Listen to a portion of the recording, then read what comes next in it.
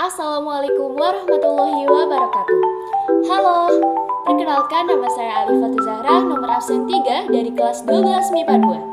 Dalam video ini saya akan melakukan praktikum tentang elektrolisis larutan garam dan larutan cuka dengan elektroda pensil. Selamat menyaksikan.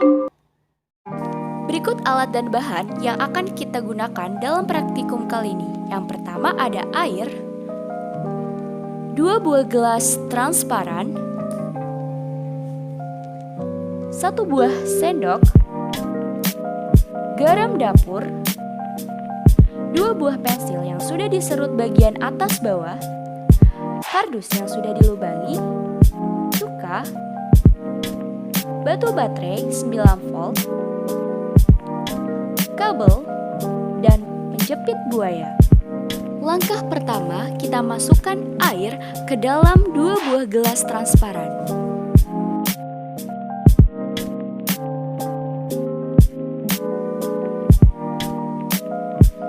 Untuk langkah berikutnya, kita buat larutan garam dengan mencampurkan garam dapur ke dalam gelas yang sudah berisi air.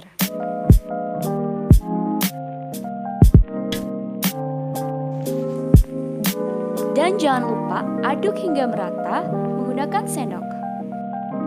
Selanjutnya, kita buat larutan yang kedua, yaitu larutan cuka. Masukkan cuka ke dalam gelas yang sudah berisi air. Dan jangan lupa diaduk hingga merata. Untuk percobaan yang pertama, kita masukkan 2 buah pensil ke dalam kardus yang sudah dilubangi, lalu celupkan kedua pensil tersebut ke dalam larutan garam. Setelah itu, lilitkan kabel dengan pensil yang digunakan sebagai elektroda. Kemudian, sambungkan dengan batu baterai berukuran 9 volt menggunakan capitan buaya.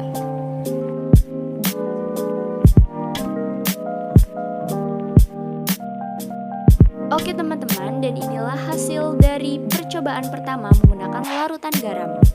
Bisa kita lihat pensil tersebut mengeluarkan gelembung. Nah, mengapa demikian? Perlu kita ketahui, elektrolisis adalah penguraian suatu elektrolit oleh arus listrik. Arus listrik dalam praktikum ini disebut juga baterai ukuran 9 volt. Pada sel elektrolisis, reaksi kimia akan terjadi jika arus listrik dialirkan ke larutan elektrolit, yaitu energi listrik menjadi energi kimia. Maka, pada percobaan yang pertama, pada larutan NaCl, larutan ini disebut sebagai larutan elektrolit kuat. Mengapa demikian? Karena larutan ini menghasilkan gelembung-gelembung udara yang banyak.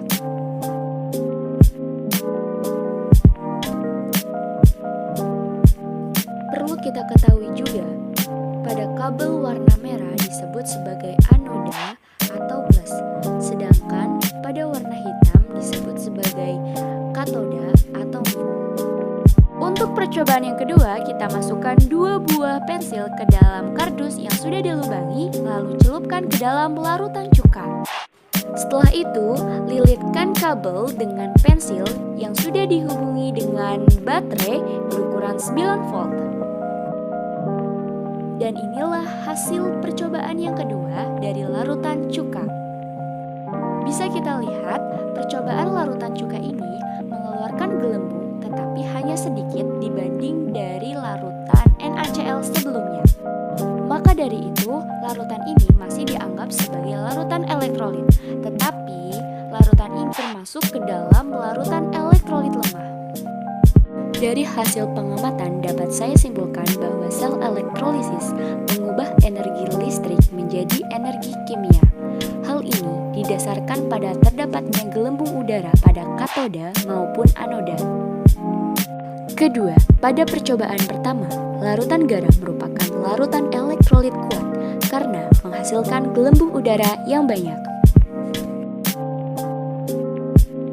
Ketiga, pada percobaan kedua, larutan cuka merupakan larutan elektrolit lemah karena menghasilkan gelembung sedikit. Jadi, jika suatu larutan menghasilkan gelembung udara yang banyak, maka larutan dinamakan dengan larutan elektrolit kuat. Sedangkan ketika menghasilkan gelembung sedikit, maka disebut sebagai larutan elektrolit lemah.